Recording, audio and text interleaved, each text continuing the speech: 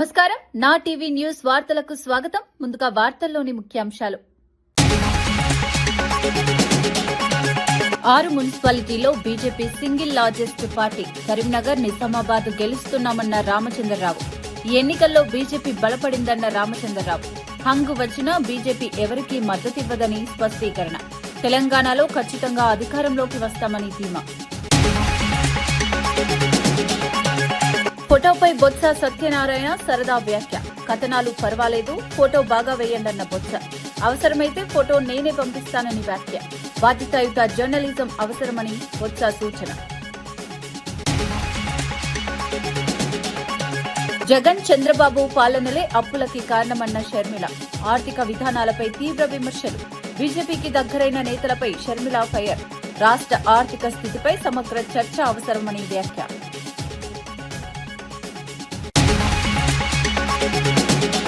BRS మంచి ఫలితాలు సాధించింది. కొత్తగూడెంలో వారికి ఓపెన్ ఆఫర్ ఇచ్చామన్న కేటీఆర్. 30% పైగా స్థానాలు గెలుచుకున్నామన్న కేటీఆర్. కొత్తగూడెంలో సిపిఐ పార్టీకి మద్దతిస్తామని ఓపెన్ ఆఫర్ ఇచ్చామని వ్యాఖ్య. భారీ విజయం, ప్రజల ఆశీర్వాదమన్న బట్టి విక్రమార్క. 83 మున్సిపాలిటీల్లో కాంగ్రెస్ ఆధిక్యమని వెల్లడించిన బట్టి. అభివృద్ధికే ప్రజలు పట్టం కట్టారని వ్యాఖ్య. మరింత బాధ్యతతో పనిచేస్తామని బట్టి స్పష్టం.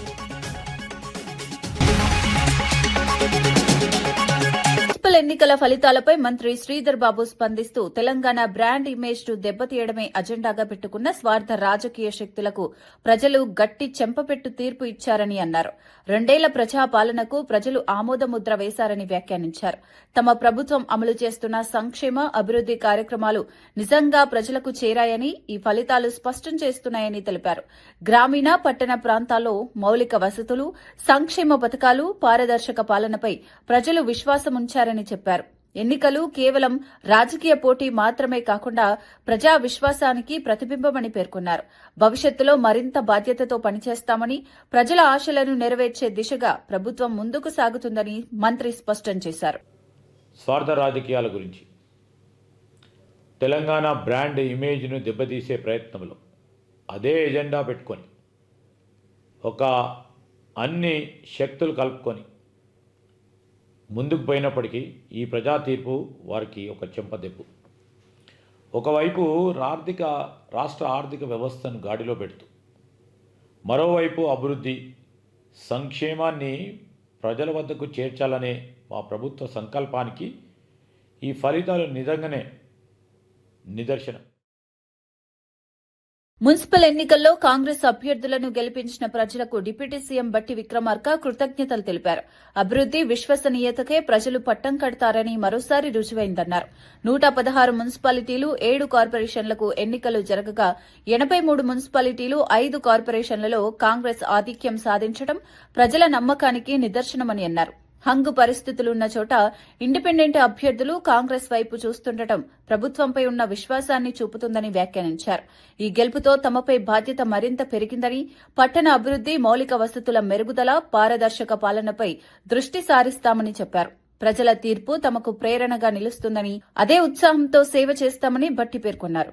పరిపాలన అందిస్తాం. ఈరోజు జరిగినటువంటి 116 మున్సిపాలిటీల్లో, అట్లాగే 7 కార్పొరేషన్ ఎన్నికలకు సంబంధించి దాదాపు మాకు అంది వస్తున్నటువంటి సమాచారం మేరకు ఇప్పటి వరకు స్పష్టంగా 83 మున్సిపాలిటీస్లో కాంగ్రెస్ పార్టీ స్పష్టమైనటువంటి ఆధిక్యతతో ముందుకు పోతా ఉంది. మిగిలి ఉన్నటువంటి మిగతా స్థానాల్లో కూడా చాలా చోట్ల ఇండిపెండెంట్ అభ్యర్థులు, కొన్ని చోట్ల ఫార్వర్డ్ బ్లాక్ అభ్యర్థులు, సరే కొన్ని చోట్ల మిగతా ప్రతిపక్షాలకు సంబంధించిన చిన్న అక్కడక్కడ చెదురుమదురుగా బీఆర్ఎస్ పార్టీకి, బీజేపీకి అక్కడక్కడ కొన్ని ఉన్నాయి. ఇవన్నీ కూడా చాలా వరకు ఇప్పటికే ఇండిపెండెంట్గా గెలిచినటువంటి వాళ్ళంతా కూడా చాలా సందర్భాల్లో ఇప్పటికే కాంగ్రెస్ పార్టీ నాయకత్వం దృష్టికి వస్తూ వారంతా కూడా ఈ ప్రభుత్వం చేస్తున్నటువంటి అభివృద్ధి కార్యక్రమాలు, ప్రజాహిత కార్యక్రమాలు ఇంకా కొనసాగించడానికి మేము కూడా కాంగ్రెస్ పార్టీ అభ్యర్థులు గెలిచినట్టుగానే మేము కూడా ఈ ప్రభుత్వానికి మద్దతు ఇస్తూ చేయూతనివ్వాలనేటువంటి ఆలోచనతో ఉన్నామని చెప్పి వారందరూ కూడా ఆయా ప్రాంతాల్లో ఉన్నటువంటి నాయకత్వంతో చేతులు కలుపు ముందుకు వస్తూ ఉన్నారు. హర్యానాలో భూ అక్రమాల కేసులో ఓ పోలీస్ అధికారిని సస్పెండ్ చేయాలని మంత్రి అనిల్ విజ్ ఎస్పీకి ఆదేశించగా ఆ అధికారం తన పరిధిలో లేదని మహిళా ఎస్పీ స్పష్టంగా సమాధానమిచ్చారు. తన ఆదేశాలు అమలు చేయలేదని మంత్రి ఆగ్రహం వ్యక్తం చేసి బయటకు వెళ్లిపోవాలని చెప్పిన వీడియో సోషల్ మీడియాలో వైరల్ అయింది. అధికార పరిమితులపై స్పష్టతతో స్పందించిన మహిళా ఐపీఎస్ అధికారిపై నెటిజన్లు ప్రశంసలు కురిపిస్తున్నారు. రాజకీయ ఒత్తిడిల మధ్య చట్టపరమైన విధానాలను పాటించడం అధికారుల బాధ్యత అని పలువురు వ్యాఖ్యానిస్తున్నారు. పరిపాలనలో అధికారుల స్వతంత్రత ఎంత ముఖ్యమో ఈ ఘటన మరోసారి గుర్తు చేసిందని విశ్లేషకులు అభిప్రాయపడుతున్నారు.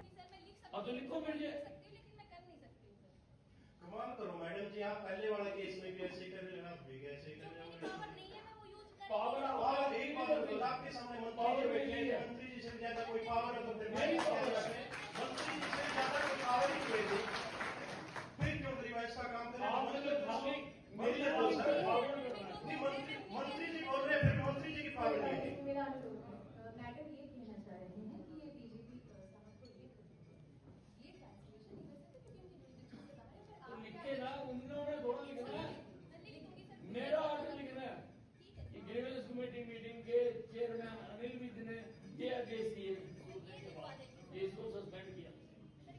आप लिखो, आपकी मेरा अगर इस बात में आप कह रहे हो मेरे पे पावर आपने बोलो, मैंने आपने मेरे आर्डर ओबे करने, आपने आर्डर थोड़ा देना। मैं कह रहा हूँ you write to the DGP कि मैंने ये आर्डर करे हैं, इसको सस्पेंड किया।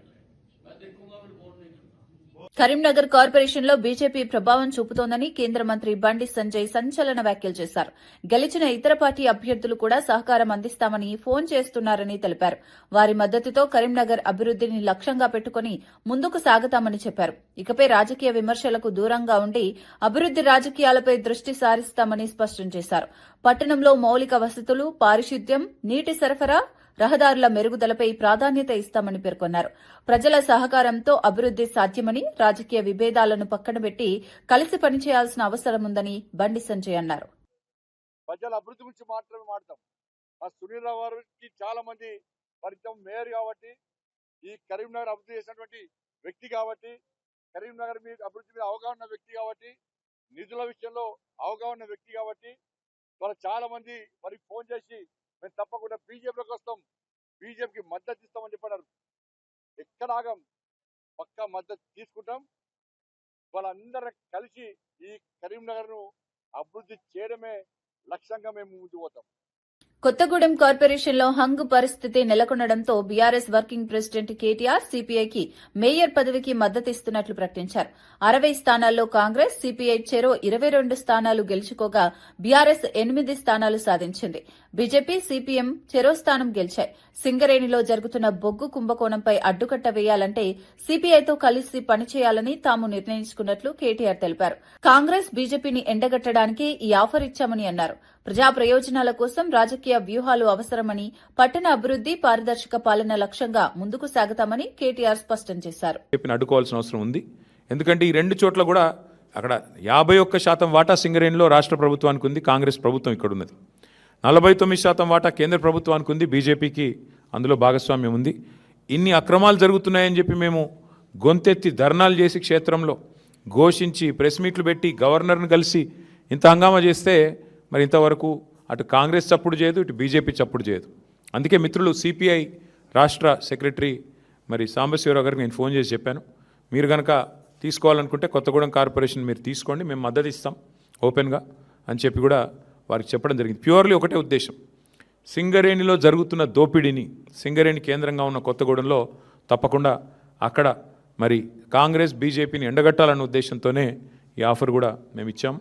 అట్లా కలిసి వచ్చే లౌకిక పార్టీలు ఉంటాయి, చాలా రకరకాల కాంబినేషన్స్ ఉంటాయి. ఇవన్నీ కూడా చూసిన తర్వాత మేమైతే డెఫినెట్గా గట్టిగా పోరాడినాము, గట్టిగా క్షేత్రస్థాయిలో మా నాయకులు, మా కార్యకర్తలు కూడా బలంగా కొట్లాడారు. మున్సిపల్ ఎన్నికల ఫలితాలను బీజేపీ రాష్ట్ర అధ్యక్షుడు రామచంద్రరావు స్వాగతించారు. గత ఎన్నికలతో పోలిస్తే గత ఎన్నికలతో పోలిస్తే పార్టీ బలపడిందని ఆయన పేర్కొన్నారు. గతంలో 204 వార్డుల్లో మాత్రమే బీజేపీ గెలిచిందని, ఈసారి ఆశించిన ఫలితాలు వచ్చినట్లు తెలిపారు. అయితే కొన్ని జిల్లాల్లో ఊహించిన దానికంటే తక్కువ ఫలితాలు వచ్చాయని అంగీకరించారు. ప్రజల విశ్వాసాన్ని మరింత పెంచుకునే దిశగా పార్టీ కృషి చేస్తుందని చెప్పారు. స్థానిక స్థాయిలో బీజేపీ బలమైన ప్రత్యామ్నాయంగా ఎదుగుతోందని, భవిష్యత్తులో మరింత మెరుగైన ఫలితాలు సాధిస్తామని ధీమా వ్యక్తం చేశారు. పార్టీ కార్యకర్తల కృషి అభినందనీయమని కొనియాడారు. ప్రజా సమస్యలపై పోరాటం కొనసాగిస్తామని తెలిపారు. కొన్ని స్థానంలో మేము ఊహించిన దానికన్నా కొద్దిగా తక్కువ ఓట్లు వచ్చిండొచ్చు. దానికి కూడా మీకు కారణాలు విశ్లేషిస్తాను. మేము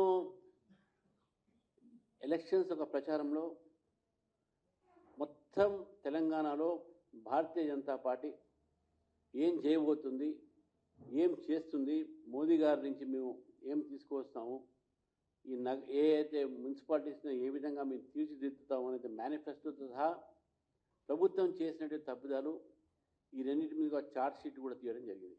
విజయం అందించినందుకు తెలంగాణ ప్రజలకు ఎమ్మెల్సీ అద్దంకి దయాకర్ కృతజ్ఞతలు తెలిపారు. CM Revanth Reddy, PCC chief Mahesh Kumar Goud, AICC incharge Meenakshi Natarajan సహా మంత్రులు, ఎంపీలు, ఎమ్మెల్యేలు, ఎమ్మెల్సీల సమిష్టి కృషి ఫలితంగా ఈ విజయం సాధ్యమైందన్నారు. కార్పొరేషన్లో బీఆర్ఎస్ కు గుండు సున్నా రావడం ప్రజల తీర్పునకు నిదర్శనమన్నారు. డబ్బులు పంచినా విజయాలు రాలేదని బీఆర్ఎస్ పై విమర్శించారు. కాంగ్రెస్ కు నష్టం కలిగించేందుకు బీజేపీ, బీఆర్ఎస్ వేసిన ఎత్తుగడలను ప్రజలు తిప్పికొట్టారని పేర్కొన్నారు. ఇది ప్రజాపాలనపై నమ్మకానికి సంకేతమని తెలిపారు. మున్సిపల్ వార్డులలోనూ కార్పొరేషన్ డివిజన్లలోనూ ప్రజలు తమ యొక్క తీర్పును స్పష్టంగా, కార్పొరేషన్స్ కూడా 4 కార్పొరేషన్లు ఈరోజు కాంగ్రెస్ పార్టీకి ఇచ్చినందుకు పట్టణ ప్రజలకున్న నమ్మకాన్ని ముఖ్యమంత్రి రేవంత్ రెడ్డి గారు ఎప్పుడు కూడా వమ్ము చేయడు. ఒక విజన్తోనే ఆయన ముందుకు పోతున్న పరిస్థితుల్లో నిన్నటికి నిన్న ఏ విధంగా ఒక కాన్ఫిడెన్స్ లెవెల్ను ఆయన పార్టీకి, ప్రజలకు కల్పించే ప్రయత్నం చేసిండో ఆ విధంగానే ప్రజలకు తన ఆశీర్వాదం ఉందని చెప్పి మీరందరూ కూడా ఈరోజు ఎన్నికల పడ్డ ఓట్ల ద్వారా తెలిపినందుకు కృతజ్ఞతలు. దీంట్లో పీసీసీ ప్రెసిడెంట్ మహేష్ కుమార్ గౌడ్ గారి నుంచి మొదలు పెడితే, ఇన్ఛార్జ్ మీనాక్షి నటరాజన్ గారి నుంచి మొదలు పెడితే, ముఖ్యమంత్రి గారు, కేబినెట్ మంత్రులు, ఎమ్మెల్యేలు, ఎమ్మెల్సీలు, ఎంపీలు అందరూ పార్టీ శ్రేణులు, ఇన్ఛార్జిగా ఉన్న పార్టీ శ్రేణులంతా కూడా శక్తి వంచన లేకుండా ఇలా చేసిన కృషికి ఇలా ఒక ఫలితం వచ్చినట్టుగా మేము భావిస్తున్నాం. ఇదే ఊపుతో రేపు జీహెచ్ఎంసీతో పాటు ఇంకా లోకల్ బాడీ ఎలక్షన్స్ కూడా ఈరోజు సమర్థవంతంగా గెలిచేందుకు కాంగ్రెస్ పార్టీ శ్రేణులంతా కూడా ఒక నూతన ఉత్తేజంతో ఉన్న పరిస్థితిని ఈ విజయం మాకు కల్పించింది. అయితే బీజేపీ, బీఆర్ఎస్ ఓడినా మేమే గెలిచినామని చెప్పుకోవడానికి పోటాపోటీ ప్రెస్ మీట్లతో చూస్తున్నాం హంగామా అంతా కూడా. గతంలో అధికార దుర్వినియోగం చేసి బీఆర్ఎస్ ఏ విధంగా మున్సిపాలిటీలు కైవసం చేసుకుందో దానికి భిన్నంగా, నేరుగా, స్పష్టంగా కాంగ్రెస్ పార్టీ అంతకంటే ఎక్కువ వార్డులను, ఎక్కువ డివిజన్లను గెలుచుకున్నది. ఈరోజు ఇంకా కార్పొరేషన్లో బీఆర్ఎస్ పరిస్థితి అయితే మరీ ఘోరం, గుండు సున్నా వచ్చిన పరిస్థితి ఉన్నది. ఎంపీల విషయంలో ఎట్లా వచ్చిందో ఈరోజు కార్పొరేషన్ల విషయంలో కూడా అలాగనే వచ్చింది. ఈ ఎన్నికల్లో నాకు తెలిసి, ఎందుకంటే నేను ఇన్ఛార్జిగా సిరిసిల్ల కూడా ఉన్న, కొన్ని ప్రాంతాల్లో తిరిగిన, ఒక ఎన్నికకు 2 సార్లు పైసలు పంచినా వాళ్లకు పెద్ద విజయాలు రాలే. సిరిసిల్ల బోటాబోటిగా. శాసన మండలిలో ఎమ్మెల్సీ నాగబాబు చిన్నారులకు సోషల్ మీడియా దూరం చేయాలని కోరారు. 16 ఏళ్లలోపు పిల్లలను సైబర్ నేరాల నుంచి కాపాడేందుకు సోషల్ మీడియా వాడకాన్ని నిషేధించాలని సూచించారు. బ్లూవెల్, స్కల్ బ్రేకర్ వంటి ప్రమాదకర ఆన్లైన్ ఛాలెంజ్ల వల్ల చిన్నారులు మానసిక ఒత్తిడికి గురై ప్రాణాలు కోల్పోతున్నారని ఆవేదన వ్యక్తం చేశారు. ఆస్ట్రేలియా తరహాలో కఠిన చట్టాలు తీసుకురావాలని, విద్యార్థుల ట్యాబ్లలో కేవలం విద్యా సమాచారానికే పరిమితం చేయాలని, ప్రభుత్వం దీనిపై సమగ్ర విధానం ప్రకటించాలని డిమాండ్ చేశారు. పిల్లల భద్రతే ప్రాధాన్యమని చెప్పారు. ఈ సోషల్ మీడియా అరికట్టే విధంగా, పిల్లలకి అందకుండా ఉండే విధంగా చట్టాలు తీసుకొస్తున్నారు అధ్యక్ష. ఆ విషయంలో చంద్రబాబు నాయుడు గారు మాకు, మన గౌరవ సీఎం గారు చెప్పినట్టు అది మంచి ఇనిషియేటివ్ అధ్యక్ష. అది తొందరగా తీసుకురావాలని కోరుతున్నాం. ఎందుకంటే అధ్యక్ష, ఇంతకుముందు మనం చూసాం, ఈ డిఫరెంట్ కాన్సెప్ట్స్, బ్లూ వేల్ ఛాలెంజ్ అని ఒకటి, ఎంతోమంది పిల్లలు సూసైడ్ చేసి చనిపోయారు అధ్యక్ష బ్లూ వేల్ కాన్సెప్ట్లో. అదేవిధంగా మోమో ఛాలెంజ్ అంటారు, స్కల్ బ్రేకర్ ఛాలెంజ్ అంటారు, ఫైర్ ఛాలెంజ్ అంటారు. అంటే చుట్టూ నిప్పులు అంటించేసుకొని ఎక్కువసేపు సోషల్ మీడియాలో కనపడితే అది ఒక క్రేజీ థింగ్, వాడికి ఏదో ఒక అప్రిసియేషన్. ఇలాంటి వీటికి చిన్నపిల్లలు గురైపోతున్నారు అధ్యక్ష. అయితే నాకు చెప్పిన దీన్ని బట్టి ఏంటంటే, ఇప్పుడు లోకేష్ గారు కూడా ఐటీ మినిస్టర్ గారు ఉన్నారు, అనిత గారు ఉన్నారు, అవగాహన కార్యక్రమాలు రూపొందించిన విధంగా హర్షించదగ్గ విషయం అధ్యక్ష. I really appreciate them. ఇది ఖచ్చితంగా మాత్రం ఇది చాలా ఇంకా స్ట్రిక్ట్గా గట్టిగా. ములుగు మున్సిపాలిటీ తొలి ఎన్నికల్లో కాంగ్రెస్ పార్టీ స్పష్టమైన మెజారిటీతో విజయం సాధించింది. మొత్తం 20 వార్డుల్లో 12 స్థానాలను కైవసం చేసుకుని ఆధిపత్యం చాటుకుంది. బీఆర్ఎస్ 5, బీజేపీ 1, ఇతరులు 2 చోట్ల గెలిచారు. ఈ విజయంపై మంత్రి సీతక్క హర్షం వ్యక్తం చేస్తూ ఇది ప్రజల ఆకాంక్షల విజయమని పేర్కొన్నారు. ప్రభుత్వ సంక్షేమ పథకాలకు దక్కిన గుర్తింపే ఈ ఫలితమన్నారు. గెలిచిన కౌన్సిలర్లు ప్రజలకు అందుబాటులో ఉండి పట్టణ అభివృద్దికి కృషి చేయాలని సూచించారు. ప్రజా మద్దతుతో మరింత అభివృద్ది సాధిస్తామని కాంగ్రెస్ నేతలు ధీమా వ్యక్తం చేశారు. అంకిత భావంతో పార్టీ నిర్ణయానికి కట్టుబడి మరి ఇంకా 3 సంవత్సరాలు కాంగ్రెస్ అధికారంలో ఉన్నది, మళ్ళీ వచ్చేది కూడా కాంగ్రెసే. కాబట్టి ప్రతి ఒక్కరూ పార్టీ నిర్ణయానికి కట్టుబడి ఉండాలని మేము అభ్యర్థులు కూడా చెప్పుకోవాలి.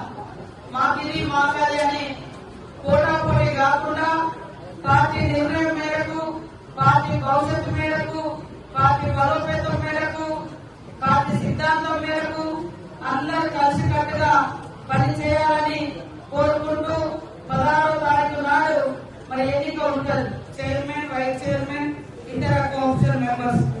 కాబట్టి అందరూ కూడా పార్టీ నిర్ణయానికి కట్టుబడి ఉండాలి. సంపూర్ణ మెజార్టీ వచ్చినా కూడా ఒకనాడు అందరం కలిసిమెలిసి ఉండడం అనేది చాలా అవసరం. ఈ పట్టణాన్ని అభివృద్ధి చేయాలని వాస్తవానికి మాస్టర్ ప్లాన్ కోసం మరి ఒక ఏజెన్సీ కూడా ఈరోజు పిలవడం జరిగింది. ఈ ఎన్నికల్లో మనం ఈ రిజల్ట్ అడవుల్లో ఉన్నాం.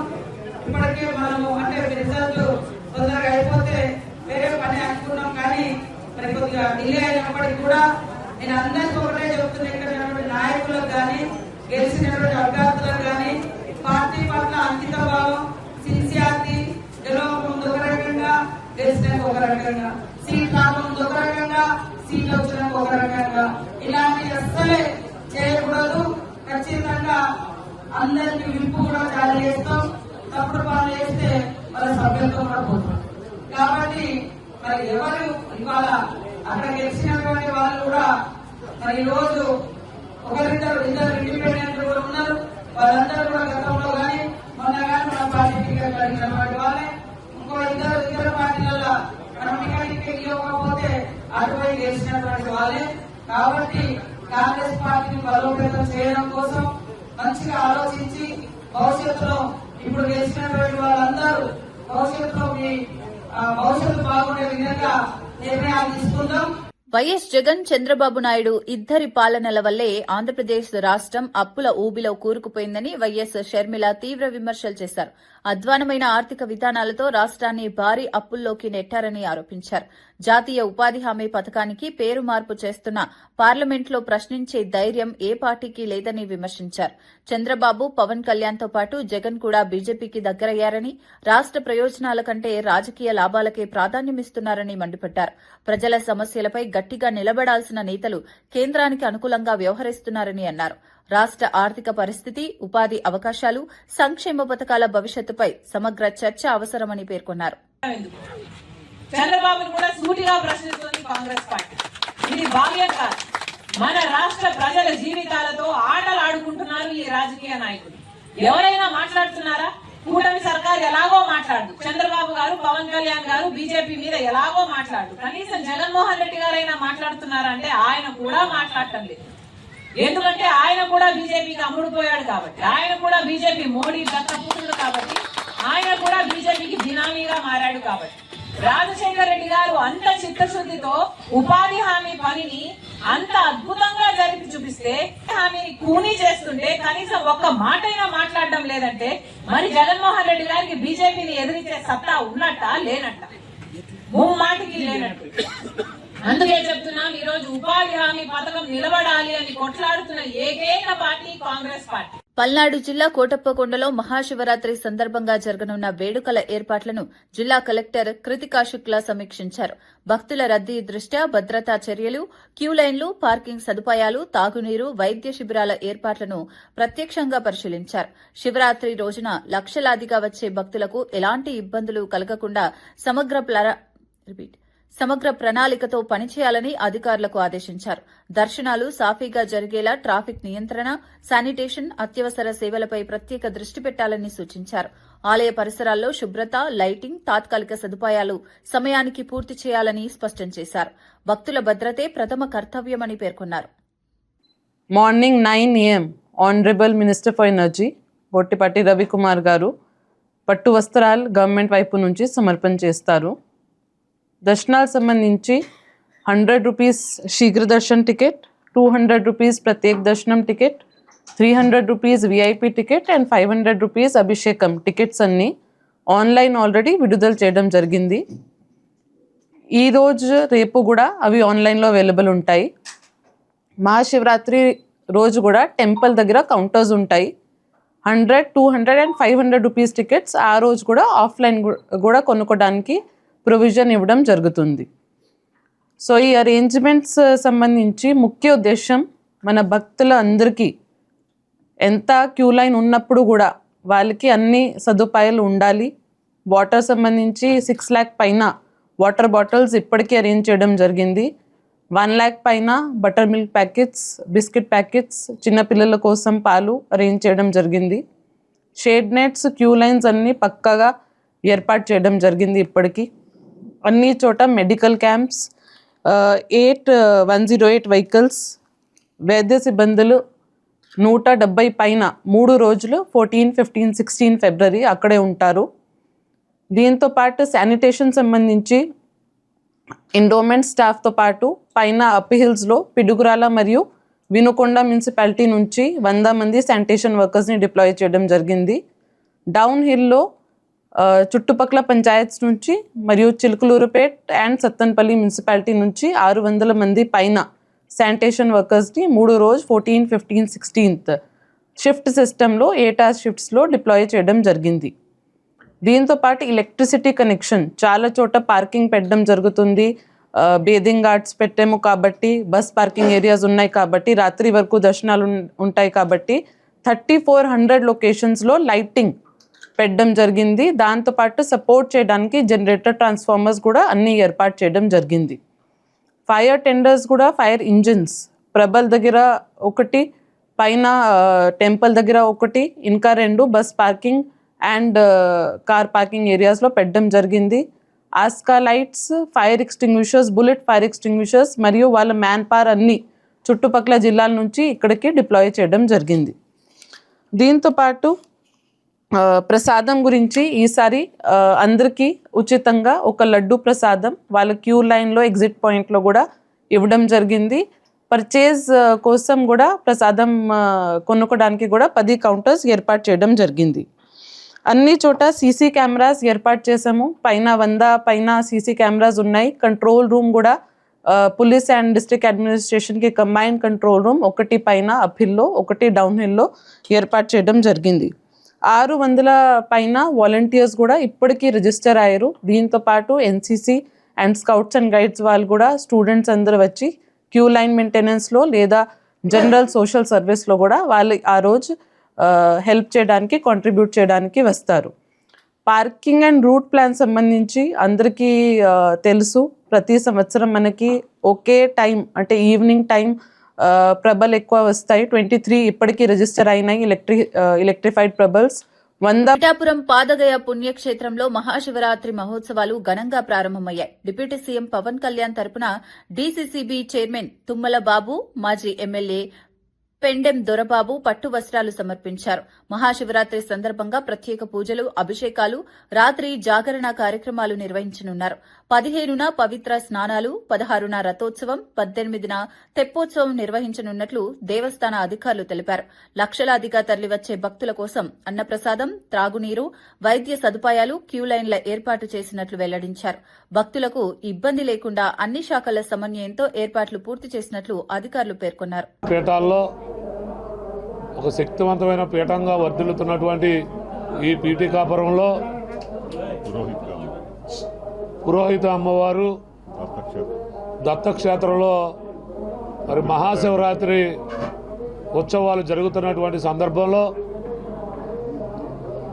డిప్యూటీ సీఎంగా పిఠాపురం స్థానిక శాసనసభ్యులుగా ఉన్నటువంటి పవన్ కళ్యాణ్ గారి తరఫున ఈరోజు అమ్మవారికి అయ్యవారికి కూడా ఈరోజు పట్టు వస్త్రాలు, పువ్వులు, పండ్లు పవన్ కళ్యాణ్ గారి తరఫున మరి 5 మెన్ కమిటీగా ఉన్నటువంటి మేము కానీ మరి ఈరోజు ఉత్సవ కమిటీ కూడా వేసుకోవడం జరిగింది. ఆ ఉత్సవ కమిటీ సభ్యులు, కూటమి నాయకులు అందరూ కలుపుకొని ఈరోజు ఈ శివరాత్రి వేడుకల సందర్భంగా స్వామివారికి. వార్తలు ముగించే ముందు ముఖ్యాంశాలు మరోసారి. ఇవి 6 మున్సిపాలిటీలో BJP single largest party. Karimnagar, Nizamabad గెలుస్తున్నామన్న రామచంద్రరావు. ఈ ఎన్నికల్లో బీజేపీ బలపడిందన్న రామచంద్రరావు. హంగు వచ్చినా బీజేపీ ఎవరికీ మద్దతివ్వదని స్పష్టీకరణ. తెలంగాణలో ఖచ్చితంగా అధికారంలోకి వస్తామని ధీమా. ఫోటోపై బొత్స సత్యనారాయణ సరదా వ్యాఖ్య. కథనాలు పర్వాలేదు, ఫోటో బాగా వేయండన్న బొత్స. అవసరమైతే ఫోటో నేనే పంపిస్తానని వ్యాఖ్య.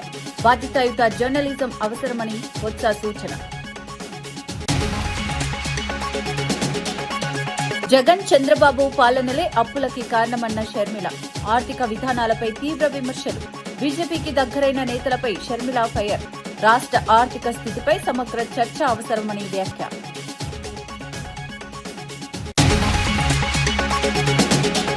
బీఆర్ఎస్ మంచి ఫలితాలు సాధించింది. కొత్తగూడెంలో వారికి ఓపెన్ ఆఫర్ ఇచ్చామన్న కేటీఆర్. 30% పైగా స్థానాలు గెలుచుకున్నామన్న కేటీఆర్. కొత్తగూడెంలో సిపిఐ పార్టీకి మద్దతిస్తామని ఓపెన్ ఆఫర్ ఇచ్చామని వ్యాఖ్య. భారీ విజయం, ప్రజల ఆశీర్వాదమన్న బట్టి విక్రమార్క. 83 మున్సిపాలిటీల్లో కాంగ్రెస్ ఆధిక్యమని వెల్లడించిన బట్టి. అభివృద్ధికే ప్రజలు పట్టం కట్టారని వ్యాఖ్య. మరింత బాధ్యతతో పనిచేస్తామని బట్టి స్పష్టం. ఈనాటి వార్తా విశేషాలు. మరో బులెటిన్లో మళ్లీ కలుద్దాం. నమస్కారం.